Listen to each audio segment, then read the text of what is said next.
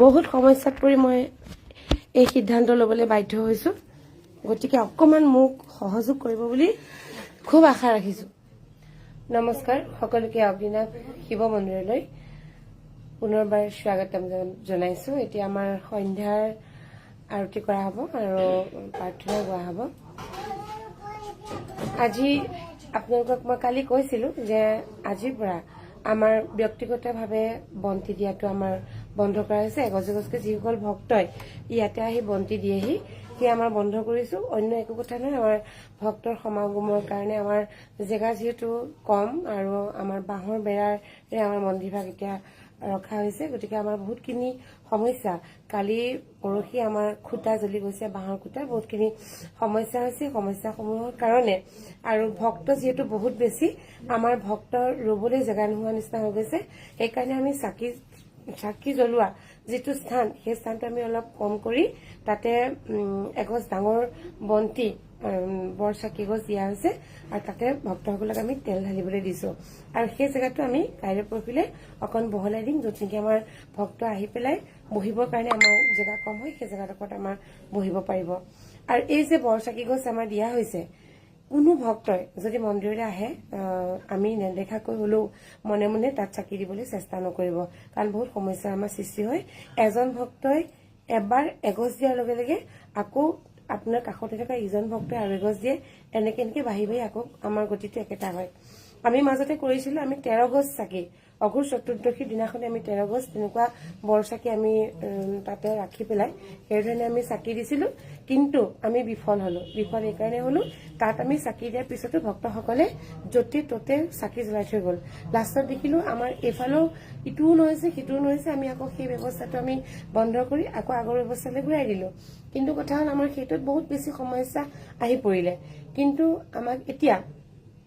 সকলোৱে সেইটো দিহা পৰামৰ্শ দিছে যে আপোনালোকে এগছ চাকি দিয়ক তাতে আপোনালোকে চাকিটো জ্বলোৱাৰ ব্যৱস্থা কৰক তেতিয়া এই সমস্যাখিনি নহয় আৰু যিখিনি আমাৰ চাকি জ্বলোৱা স্থান সেই চাকি জ্বলোৱা স্থানখিনিত আমাৰ গোটেই ওপৰুৱা তেল পৰি অৱস্থা নোহোৱা হৈ যায় এতিয়া কথা হ'ল আপোনালোকে যেতিয়া তেল দিব মই খুব ধুনীয়া এটা আপোনালোকক কথা ক'ব বিচাৰিছো ধৰি লওক আপোনালোকে তেলৰ বটলটো আনিলে অকমান তেল তাত ঢালিলে অগ্নিনাভ বাবাৰ নামত এগছ চাকিৰ হিচাপত আপোনালোকে তেল অকণমান ঢালিলে আৰু বাকী যিখিনি তেল আপুনি ঘৰৰ পৰা যিখিনি আনিলে বাকী যিখিনি তেল সেই তেলখিনি লৈ যাব এনেকুৱা কথা নাই যে মন্দিৰলৈ অনা বস্তু ঘূৰাই নিব নাপায় মই কৈছো আপোনালোকে মন্দিৰলৈ আনি অগ্নিনাভ বাবাক অকণমান তেল দি এগছ চাকিৰ হিচাপত আপুনি তেলকণ দিলে বাকী তেলকণ আপোনালোকে লৈ যাব সেই বাবাৰ শক্তি আপোনালোকে লগত লৈ যাব বিপদ আপদ যেতিয়া আপোনালোকৰ কিবা হ'ব তেতিয়া সেই তেলকণে অগ্নিনাভ বাবাৰ নামত এগছ বন্তি আপোনালোকে ঘৰত জ্বলাব যিগছ বন্তি মই কওঁ যে ৰাজহুৱা চাকিত সেৱা লৈ পেলাই আপোনালোকে নিজৰ ঘৰতে এগছ বন্তি দিব মই যিষাৰ কথা কওঁ সেই কথাষাৰে মই কৈছো যে যি গছ বন্তি আপোনালোকে দিব সেই বন্তি গছ এই অগ্নিনাভ মন্দিৰত যি আপোনালোকে ওপৰুৱা তেল আনিছে সেই তেলকণে এগছ চাকি দিয়াৰ পিছত প্ৰয়োজন হলে সেই তেলকণ লৈ যাব ঘৰত আপোনালোকে জ্বলাব পাৰিব ধৰি লওক আপুনি ডাঙৰ এটা ধূপৰ পেকেট আনিছে 50 টকীয়া হওক বা যিমান হওক সেই ধূপৰ পেকেট বা এটা আপোনালোকে বান্দুল আনিছে সেই বান্দুলৰ পৰা আপুনি 2ডাল বা 3ডাল আপুনি ধূপ জ্বলাওক সেই বান্দুলটো অগ্নিনাভ মন্দিৰ অনাৰ পিছত আপুনি ঘৰলৈ লৈ যাওক সেই ধূপখিনি আপুনি ঘৰত জ্বলাওক অগ্নিনাভ বাবাৰ নামত সেই ধূপ আপুনি ঘৰত অৰ্পণ কৰক ইয়াত যেহেতু বহুত ৱেষ্ট হৈছে বস্তু সেই ৱেষ্ট হোৱাটো আমি কোনো কাৰণত সহ্য কৰিব পৰা নাই আৰু চাব প্ৰত্যেকটো কথা মই যিখিনি কথা কওঁ সেই কথাখিনি বাবাই আচলতে সেই হিচাপত মোক পোনাই লৈ যায় আৰু যিখিনি কথা কওঁ একদম তেনেকেই সকলো হৈ যায় গতিকে মই আজি আপোনালোকক কৈছো সেই কথাখিনি যেহেতু আমাৰ ৱেষ্ট হোৱাটো আমি সহ্য কৰিব পৰা নাই তেল চবফালে বস্তু ৱেষ্ট হৈছে আৰু লগতে আৰু এটা কথা কওঁ আমি কৈছো যে ফেব্ৰুৱাৰী মাহৰ 1 তাৰিখৰ পৰা 1 ফেব্ৰুৱাৰীৰ পৰা আপোনালোকে ঘৰৰ পৰা শৰাই অনাটো বন্ধ কৰি দিয়ক যি আপোনালোকে ফল মূল দ্ৰব্য বুট মগু আপুনি সকলোখিনি আনে সেইখিনি বন্ধ কৰি দিয়ক আমাৰ কম দিনতে আমি মন্দিৰভাগ বনাবলৈ আমি ব্যৱস্থা কৰি থকা হৈছে আমাৰ আমি মন্দিৰভাগ কিছুদিনতে আমি বনাবলৈ আৰম্ভ কৰিম গতিকে এতিয়া আমাৰ যিটো অৱস্থা হৈছে আপোনালোকে অগণন ভক্ত মন্দিৰলৈ আহি আছে আপোনালোকে সকলোৱে জানে আমাৰ পৰিস্থিতিটো কেনেকুৱা হৈছে গতিকে আমি মন্দিৰভাগ বনাব লোৱাৰ লগে লগে গোটেইখন অৱস্থা কেনেকুৱা হ'ব আপোনালোকে নিজেই জানে গতিকে আমি যদি এনেকুৱা ধৰণৰ আমাৰ পৰিস্থিতি হয় কালি যিখিনি আপোনালোকক দেখাইছিলো লাইভ ভিডিঅ' কালি ৰাতি মই শুইছো 2টা বজাত উঠিছো মই 5টা বজাত 9টা বজাৰ পৰা ৰাতি 9টা বজাৰ পৰা ৰাতিপুৱা 5টা বজালৈকে তিনিজন ল'ৰাই সেই জাহাজখিনি ভাঙি আছে মানে যিবোৰ ভক্তই আনিছিলে শৰাই চৰাই যিমান জিৰত আছিলে সেইখিনি কিন্তু তেওঁলোক ক্লিয়াৰ হ'ব নোৱাৰিলে কামখিনি সম্পূৰ্ণ কৰি শেষ কৰিব নোৱাৰিলে কেৱল মাত্ৰ তেওঁলোকে বস্তাই বস্তাই বস্তুখিনি ভৰালে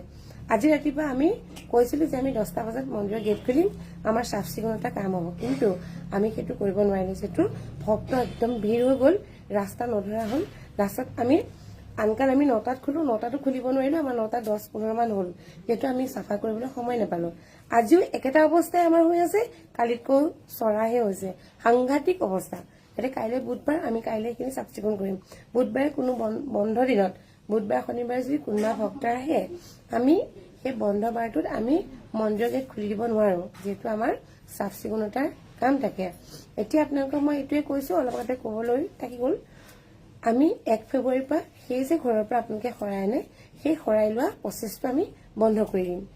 কোনোবা ভক্তই যদি আনেও আমি বাবাৰ নামতে আগবঢ়াই আকৌ ঘূৰাই পঠিয়াম দৰকাৰলে কিন্তু আপোনালোকে নানিব এতিয়াৰ পৰা আমাৰ যি প্ৰসাদ ইয়াত বাবাক দিয়া হ'ব আমাৰ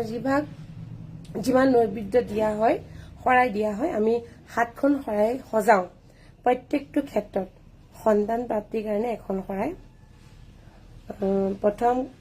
সন্তান লাভ কামনা বিবাহৰ বাধা দূৰীকৰণ কৰ্মক্ষেত্ৰ বাকৰুদ্ধ কৰ্কট ৰোগ ৰাজহুৱা বন্তি আৰু এখন শৰাই 7খন শৰাই আমি দৈনিক দিওঁ সকলোৱে হয় সেই শৰাই সকলোৱে হৈ পেলাই আমি 7খন শৰাই দিওঁ গতিকে ৰাজহুৱা এখন দিওঁ গতিকে গোটেই পূজা ভাগ আপোনালোকৰ ৰাইজৰ হৈ আমি কৰি আছো গতিকে এই ৰাজহুৱা শৰাই ভাগত আপোনালোকে সেৱা লওক ৰাজহুৱা বন্তি গছত সেৱা লওক আৰু যদি আপোনালোকে একচেপ্ট কৰে মই ঠিক কৈছো এই কথাষাৰ যদি আপোনালোকে সেই কথাটো একচেপ্ট কৰে অনলাইন যোগে যদি আপোনালোকে বোলে শৰাই দিব কৈছে সেইটো আপোনালোকে দিলে মানে অন্তত আমি যিবোৰ প্ৰসাদ চকাত কিনো সেই প্ৰসাদত সেইখিনি ব্যৱহাৰ হ'ব দ্বিতীয়তে আমি যি ভোগ দিওঁ ভক্তসকলক সেই ভোগত আমাৰ সেইটো খৰচ হ'ব আমি ভোগ কালি 67 কেজি চাউলৰ ভোগ বনাইছো 67 কেজি 67 কেজি চাউলৰ ভোগ আৰু আমি 10 কেজি চাউলত 60 লিটাৰ গাখীৰ 60 লিটাৰ ন 10 কেজি 60 লিটাৰ ন আমি 10 কেজি চাউলত 60 লিটাৰকে আমি গাখীৰ দিওঁ সেই বস্তুখিনি আচলতে কোনো দেখা নাপায় গম নাপায় তাৰে মাজতে মাহটোত হয়তো এজোৰামান মানুহে কাচিত এজোৰামান মানুহে কেতিয়াবা গোটেই ভোগটো দিম বুলি ভাবে কেতিয়াবা তাতে অকমান কোনোবাই এড কৰে সেই ভোগটো আমাৰ মন্দিৰৰ ফালৰ পৰাই সদায় আমাৰ কৰা হয় বাকি আমি মন্দিৰ ভাগ পৰিচালনা কৰোতে আমাৰ খৰচ হয় কৰ্মচাৰী আছে কৰ্মচাৰীসকলক আমি দিব লাগে আমাৰ বহুত কৰ্মচাৰী আমাৰ 40 মানে হ'ব চাগে মানে এনেকুৱা হ'ল আমাৰ হিচাপে নাই কিমান কৰ্মচাৰী কিন্তু 40 মান হ'ব আমাৰ গতিকে আপোনালোকে যদি অনলাইনত অৰিহণাটো দিয়ে আমি আপোনালোকৰ ভক্তৰে আমি কাম কৰিম কিন্তু এইটো নহয় জোৰ নকৰো মই একদম আৰম্ভণিৰ পৰাই কোনোটো ক্ষেত্ৰতে কাকোৱে জোৰ নকৰো গতিকে আপোনালোকৰ সেইটো একচেপ্ট কৰিব পাৰে নোৱাৰে আপোনালোকে সেইটো দিয়ে নিদিয়ে সেইটো আপোনালোকৰ কথা যদি ভক্ত বেছি আহে তেতিয়া আমি প্ৰসাদৰ সেইটো আমি সেইধৰণে কৰিম আৰু ভক্তসকলক আমি প্ৰসাদ বিতৰণটো আমি সেইধৰণে কৰিম বোলে আজি কম ভক্ত আছে আমি তেতিয়া তেনেকে ধৰণে কৰিম আৰু মুঠতে এইটোৱে চাওক আপোনালোকে বাবাৰ কৃপা প্ৰাপ্তি হওক বাবাৰ আশীষ লওক এইটো নহয় যে বহুত শৰাই বস্তু প্ৰসাদ আনি ইয়াত ৱেষ্ট হোৱাটো সেইটো একদম কোনো কাৰণতেই ভাল কথা নহয় আৰু প্ৰসাদৰ নামত ইমান কোনে যথেষ্ট আমি ইমান কোন প্ৰসাদ ইমান কোনে যথেষ্ট এটুপলা খাব লাগে বুলি কথা নাই ন আমি সেইকাৰণে যেনেকে চলাই নিব কৈছো আৰু এভাগ আছিলে একদম মোৰ ব্যক্তিগত ঘৰুৱা মন্দিৰ কিন্তু মই পূজা এনেকুৱা ধৰণে কৰিছিলো বাবাক এনেকুৱা ধৰণে মই সন্তুষ্ট কৰিছিলো মই চাওঁ যে কিমান বেছিকে পূজা কৰিব পাৰি কিমান কৰিলে বাবা সন্তুষ্ট হ'ব মই সঁচা কথা কৈছো মোৰ মানে উদ্দেশ্যটো এনেকুৱা আছিলে যে এভাগ এনেকুৱা ধৰণৰ বিৰাট ডাঙৰ একদম বিখ্যাত মন্দিৰ হ'ব একদম অগ্নিনাথ বাবাৰ সন্মুখত বাবা আছে মই বাবাৰ সন্মুখত কৈছো এনেকুৱা কোনো ধৰণৰ মোৰ পৰিকল্পনাই নাছিলে। যেতিয়া আপোনালোকে কাৰোবাৰ পৰা মৰম পায়, সেই মৰম পালে সেই মৰম পোৱা মানুহজনৰ ওচৰত আপোনালোকৰ থাকিব মন নাযায় জানো? কোনোবাই আপোনাক মা হৈ মৰম কৰিছে, কোনোবা দেউতাৰ নিচিনা মৰম কৰিছে, কোনোবাই ককায়েকৰ নিচিনা মৰম কৰিছে, কোনোবা দদায়েকৰ নিচিনা মৰম কৰিছে। সেই যে আপুনি মৰম পালে, সেই মৰম পোৱা মানুহজনৰ ওচৰত মানুহজন সদায় যায়। কিন্তু মই অগ্নিনাভ বাবাৰ ক্ষেত্ৰত মই চাইছিলো যে কিমান তেওঁক পূজা দিব পাৰে। আগতে মই কৰি আছিলো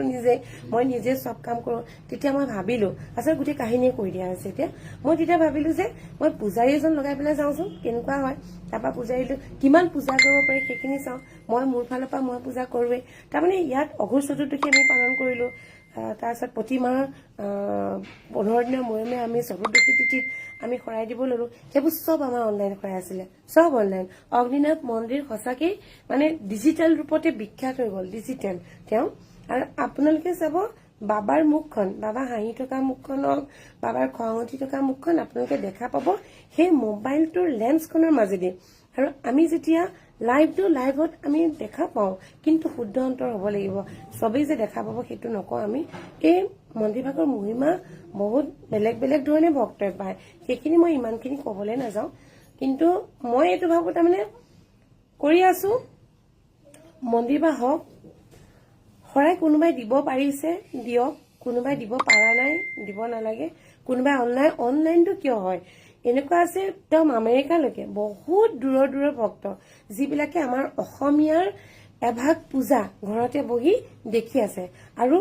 যেতিয়া আমি 2020 চনত মই লাইভ দিছিলো, মোৰ মনৰ ধাৰণাটো এইটোৱে আছিলে যে লাইভৰ যোগেদি আমাৰ অসমীয়া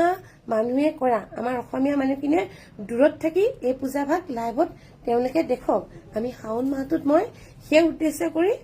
মই লাইভ দিছিলো। সেইটোৰ পৰাই বস্তুটো ভক্তই ভাল পাই ভক্তই ছাকচেছ হল হৈ একদম ডিজিটেল ৰূপত সেই গতিত মানে গুচি গলগে। তাৰ পৰা আমাৰ তেতিয়া কি হৈছে, দূৰত যিসকল ভক্ত থাকে সেই দূৰত থকা ভক্তসকলে শৰাই অৰিহণা এটা পঠিয়াই দিয়ে, বা আমি তেওঁৰ নামত এখন শৰাই দিওঁ। আমি ডিজিটেল ৰূপত অন্য পূজা একো নহয়। এই যে আপোনালোকে কেতিয়াবা আহে শৰাই অৰিহণা এটা দি থৈ যায়, যেনেকে আমি শৰাইখন পিছত দি দিওঁ, তেতিয়া দূৰত থকা ভক্তসকলে আমাৰ অনলাইন যোগে এটা পেমেন্ট কৰি দিয়ে শৰাই অৰিহণা, আৰু আমি তেওঁলোকৰ নামত সেই শৰাইখন দিওঁ। যিহেতু অনলাইনত বহুত বেছি ছাকচেছ, আপোনালোকে ভাবিব নোৱাৰে। মই যদি দিওঁ মানে বহুত দিব লাগিব, বহুত ছাকচেছ। মানে বাবাই অনলাইন কি নাজানো, তেওঁ এই ৰূপটোতে প্ৰথম আমাক ইয়াত জাগ্ৰত হৈছে। অনলাইন যেতিয়া আমি শৰাইখন দিওঁ, অনলাইন কৰা ছাকচেছটো এনেকুৱা ধৰণৰ, একদম অগ্নিনাভ বাবা, মই বাবাৰ কিমান ভক্ত আপোনালোক সকলোৱে খুবেই ভালকে জানে। অগ্নিনাভ বাবাৰ সন্মুখত মই কৈছো, এনেকুৱা ভক্ত আছে, ভক্তই কয় যে বা শৰাই অৰিহণাটো দিয়াৰ দুদিন পিছতে মোৰ আমুক কামটো হ'ল, বা শৰাই অৰিহণাটো অনলাইন পেমেন্ট কৰাৰ 2 ঘণ্টাৰ পিছত মোৰ আমুকটো হ'ল, বা লগালগ 10 মিনিট পিছত আমুকটো হ'ল, বা অনলাইন শৰাইখন দিয়াৰ 1 মাহৰ ভিতৰতে মোৰ সন্তান প্ৰাপ্তি হ'ল। মানে আপোনালোকে আচৰিত হ'ব। আৰু আমি অনলাইন শৰাইটো সদায় দিওঁ সোমবাৰে। ভক্তসকলে আমাক ধৰক আন বাৰত শৰাই অৰিহণাটো দিলে নহয়, সেই শৰাই অৰিহণাটো দিয়াৰ পিছত আমাৰ এনেকুৱা হয়, আমি সোমবাৰে শৰাইখন দিবলৈ নাপাওঁৱেই, অলৰেডি তেওঁ ছাকচেছ হলেই কামত। গতিকে এই বস্তুটো আমাৰ শাওণ মাহ, এই বছৰ 2023 চনৰ শাওণ মাহৰ পৰা এনেকুৱা এটা গতিত হ'ল, আমি তথাপিতো আমি চম্ভালি আছিলো, মানে কৰি গৈ আছো, চম্ভালি আছো। কিন্তু এতিয়া এনেকুৱা এটা অৱস্থা, ময়ে কৈছিলো তেতিয়া আপোনালোকে ঘৰৰ পৰা, কাৰণ তেতিয়া আমি বুট মগু আমি তিয়াবলৈ সময় নাপাওঁ, শুকান বুট মগু কোনোবাই কেতিয়াবা লৈ আনে। মই কওঁ যে বাবাক মই কেতিয়াও শুকান বুট মগু নিদিওঁ, অগ্নিনাভ বাবাক মই কোনোদিন শুকান বুট মগু দিয়া নাই। মোৰ মনৰ ধাৰণাটো হৈছে যে আমি যদি শুকান বুট মগু খাব নোৱাৰো, ভগৱানক আমি কিয় দিম? আমি যদি তেতেৰা মেমেৰা চেনিকল এটা আমি যদি নিজে নাখাওঁ, ভগৱানক কিয় দিম? আমি যদি বেয়া বস্তু এটা আমি নিজে নাখাওঁ, ভগৱানক কিয় দিম? মই ভগৱানৰ ক্ষেত্ৰত প্ৰত্যেকটো কাম খুব সুন্দৰকে কৰিছিলো। যোৱা বছৰ শিৱৰাত্ৰিলৈকে মই নিজে শিমলুগুৰিত গৈ এটাকে আপেল বাছি, ফল মূল বাছি নিজে আনি পেলাই মই শৰাই কাৰণে যিমান শৰাই থাকিলে 100 শৰাই, মই 100ৰ ওপৰত ফল মূল আনো। সেইখিনি জনা মানুহে সকলোৱে জানে। মানে মই বস্তুটো বিৰাট ধুনীয়াকে চম্ভালি নি আছিলো। এতিয়া বস্তুটো এনেকুৱা হৈছে, ইমান বস্তু ৱেষ্ট, আমি কাম কৰি আমি শেষ কৰিব পৰা নাই। কি গতি, মানে ভাবিব নোৱাৰে ইয়াত দেখা মানুহে দেখিলে বুজি পাব মানে কি গতি হৈছে মই ইমান ভাল পাওঁ ফুল মই ইমান ফুল ভাল পাওঁ বাবাক সজাবলৈ পালে মই ফুল পালে মই আঁতৰি নিদিওঁ এতিয়া এনেকুৱা হৈছে গোটেইখন আমাৰ ঘৰৰ সন্মুখত গোটেই মালা মানে দোকানে দোকানে বিক্ৰী মানুহে কৈ দিয়ে মালা লৈ আনে মই দেখাম আপোনাক এতিয়া মই ইমান মালাৰ কাৰণে পাগল হৈ থকা মানুহজনী এতিয়া য'ত ত'ত মালা ফুল মানে পৰি আছে সেইটো দেখি এটা মোৰ বেয়া লাগিছে মই এটা সময়ত ফুলৰ কাৰণে পাগল হৈ গৈছিলো হাহাকাৰ হৈ গৈছিলে মোৰ আৰু এতিয়া গোটেইখন বস্তু ৱেষ্ট মানে আৰু বস্তুটো আমি ব্যৱহাৰ কৰিব পৰা নাই ভক্তবৃন্দ একদম আপোনালোকক কৈছো মানে আপোনালোকে অকল বাবাক সেৱা কৰক পূজা কৰক অনলাইন সেৱাতে লাগিলে সেৱা লওক অনলাইন ৰাজহুৱা শৰাইখন ৰাজহুৱা বন্তি গছত সেৱা লওক এই বস্তু ৱেষ্ট হোৱাকে নানিব আকৌ যে আপোনালোকক ক'লে মানে আচৰিত পাব এই যে চাকিৰ যে গছাবিলাক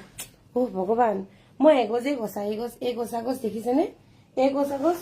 এই গছা এই চাকিৰ এই গছা ভাগ মই আজিলৈকে নাই সলোৱা আৰু এই ভাগ মই নসলাও যিহেতু এই গছা ভাগ মই মন্দিৰ ভাগ যেতিয়া মই স্থাপন কৰিছিলো মন্দিৰ নহয় ভেটিটো যেতিয়া স্থাপন কৰিছিলো তাৰ পিছত মন্দিৰ বাৰ পিছতে মন্দিৰৰ ৰূপ লৈছে প্ৰথম শিৱৰাত্ৰিৰ আগে মোৰ স্বামী দেৱতাই এই ষ্টেণ্ডাল মোক কিনি দিছিলে চাকি জ্বলাবলৈ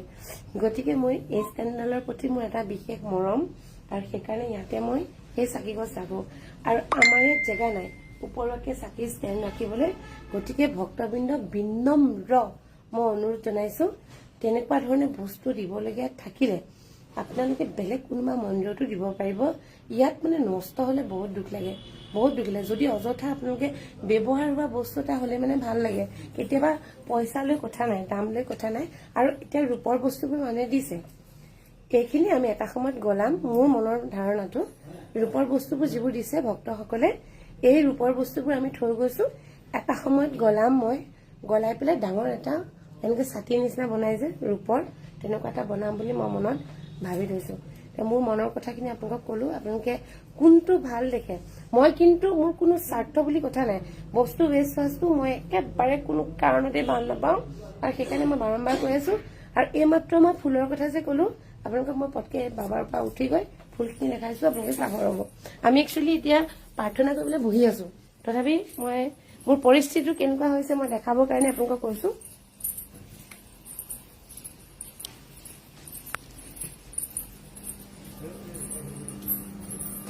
এয়া চাওক মই যিজনী মানুহে ফুলৰ কাৰণে পাগলৰ নিচিনাকে মই ফুল ভাল পাওঁ মানে ইমান ভাল পাওঁ এইবোৰ ফুল মই এপাহ ফুল মই নষ্ট হ'ব দিয়া নাছিলো এতিয়া এনেকুৱা হৈছে ফুলৰ অৱস্থাটো এনেকুৱা হৈছে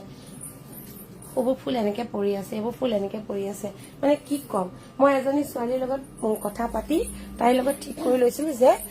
মোক তুমি সদায় প্ৰত্যেক দিনাই মোক তুমি ফুল দিবা তাৰ পৰা মই ফুল কিনিছিলো এতিয়া ফুলৰ এনেকুৱা হৈছে তাকে মই লাষ্টত তাইক মই বন্ধ কৰিলো তাইক কলো যে তুমি আৰু ফুল নিদিবা মই ফুল বহুত ৱেষ্ট হৈছে গতিকে এই বস্তুটো যাতে নহয় ভক্তবৃন্দ আপোনালোকক বাৰে বাৰে মই কৈছো কেতিয়াও কোনো বস্তু লোকচান হোৱা কাৰ্যটো যাতে কেতিয়াও নহওক কাৰণ আমি এতিয়া ইমান ধুনীয়াকৈ চম্ভালি আছো বস্তুখিনি আৰু সেইধৰণে খুব শান্তিত আমাক পূজা ভাগ কৰিব দিয়ক আমি যদি অকল এই কামখিনিতে যদি লাগি থাকো চাফ চিকুণ মানে ৱেষ্ট বস্তু না আকৌ উঠি যাম এতিয়া মই নোৱাৰিছো থাকিবলৈ মই পাগল হৈ গৈছোগে মই আকৌ দেখাম আজিৰ অৱস্থাটো দেখাম এতিয়া আকৌ 3জন ল'ৰা আহিব চাফা কৰিবলৈ মই পাগল হৈ গৈছো মই নোৱাৰিছোগে আৰু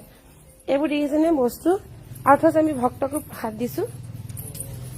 এইবোৰ গতিকে আমি এইবিলাক এতিয়া এনেকুৱা চাফা কামেই কৰি থাকিম আনিও আমি মন্দিৰৰ কাম কৰিম নে আমি আন ক্ষেত্ৰত আগবাঢ়িম আৰু মন্দিৰ ভাগ আমি বনাব লাগে সেইবিলাকত লাগিম নে আমি এইবিলাকত লাগি থাকিম কওক আপোনালোকে কিহত লাগি থাকিম ইপিনে গাড়ী গোটেই জাম হৈ যায় এইবোৰ দেখিছেনে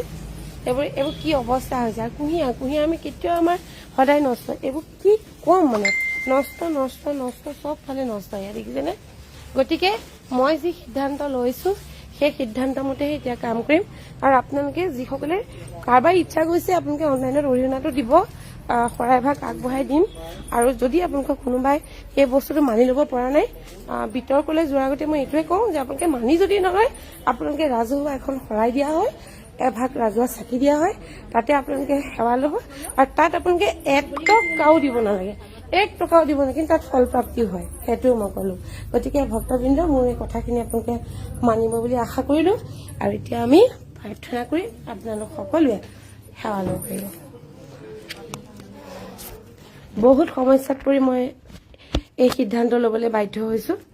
গতিকে অকণমান মোক সহযোগ কৰিব বুলি খুব আশা ৰাখিছো। মানে এনেকুৱা হৈছে, আমাৰ মন্দিৰৰ সন্মুখত প্ৰায় চাগে 60খনমান দোকান হ'ব,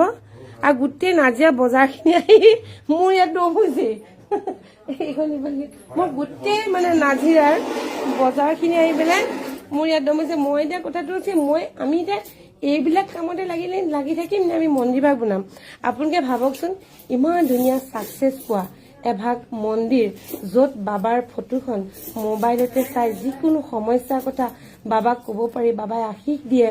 লগালগ মানুহে ফল পায়। এই মন্দিৰ ভাগ যদি আমি খুব ধুনীয়াকে যদি আমি বনাওঁ, এই ভাগ বনোৱাৰ পিছত আপোনালোক যদি কেৱল দৰ্শন দিবলৈ আহে, কিমান ভাল লাগিব অনুভৱ কৰক আপোনালোকে। এই মন্দিৰ ভাগত এতিয়া আমাৰ জেগা কম, আমি জেগা কম কাৰণে মানুহৰ হেঁচা ঠেলা বহুত বেছি, কিন্তু আপোনালোকে যদি এই মন্দিৰ ভাগ সুন্দৰকে বনোৱাৰ পিছত কেৱল মাত্ৰ বাবাক দৰ্শন দিবলৈ আহিব, মই খুব ধুনীয়াকে বাবাক সজাই থৈ দিম, ফুলেৰে ভৰাই ৰাখিম, একদম এটা বেলেগ পৰিৱেশত মই ৰাখিম। আপোনালোকে আহিব, বাবা সেৱা ল'ব, আত্মসন্তুষ্টি লভিব পাৰিব। আৰু যদি আপোনালোকৰ লগত আমি এই ধৰণে শৰাই চাকি এইবিলাকতে লাগি থাকো, সেই আত্মসন্তুষ্টিটো আপোনালোকেও নাপাব আৰু আমিও কৰিব নোৱাৰিম। গতিকে ভক্তবৃন্দ, বিনম্ৰ অনুৰোধ, আপোনালোকৰ কাৰণেই অগ্নিনাভ বাবা আজি ইমান জাগ্ৰত হৈছে। ভক্তই ভগৱান, এই ভক্তসকলক মোক সুন্দৰকে চম্ভালি নিবৰ কাৰণে, সুন্দৰকে বাবাক চম্ভালি নিবৰ কাৰণে মোক আপোনালোকে এই সুযোগটো দিয়ক। আৰু 6টা মাহত আপোনালোকে নিজে গম পাব, মই আপোনালোকক 6টা মাহৰ স্ক্ৰীনশ্বট বিলাক মই পঠিয়াই থাকিম। তেতিয়া আপোনালোকে গম পাব এই প্ৰচেছটোত বাবা ছাকচেছ হৈছে নে নাই হোৱা। যদি নহয়, কিন্তু তাৰ মাজত কোনোবা নহবও পাৰে, মই এইটো নকওঁ,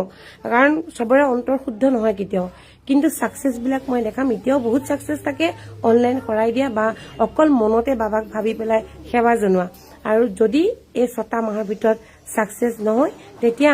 আমাৰ পৰিকল্পনাটো পিছত বেলেগ হ'ব। এতিয়া আমাক মন্দিৰ ভাগ বনোৱাটো আমাৰ বিশেষ জৰুৰী হৈ আছে, কাৰণ ভক্তই কষ্ট নোপোৱাকে খুব সুন্দৰকে এভাগ মন্দিৰ বনোৱাৰ মোৰ বিৰাট এটা সপোন আছে। সেই সপোনটো পূৰাবলৈ দিয়ক। আৰু এয়া সপোন কেৱল মোৰে নহয়, অগ্নিনাভ বাবাক ভাল পোৱা, অগ্নিনাভ বাবাৰ সকলো ভক্তৰে সেই সপোন আছে, যাতে আমি সপোনটো পূৰাব পাৰো। ধন্যবাদ। আৰু এতিয়া আমি প্ৰাৰ্থনা কৰিম।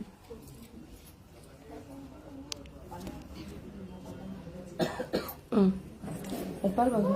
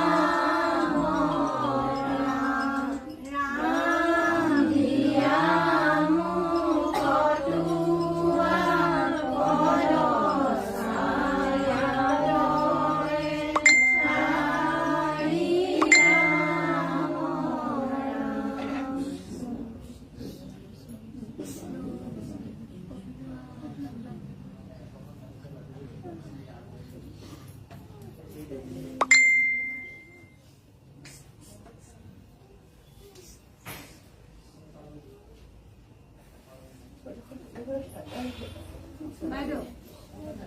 সেই কালি মানুহগৰাকী ফোন কৰি আছে বাবা ফোন কৰিছিলে ঘৰলৈ যে আকৌ হৈছে বাবা আকৌ আহিছে আপোনালোকক কথা পাতিবলৈ বিচাৰিছে আকৌ ফোন কৰিছিলে নি এতিয়া ফোন কৰি আছে তেওঁলোকে হয় নি আকৌ আহিছে গাত দিয়া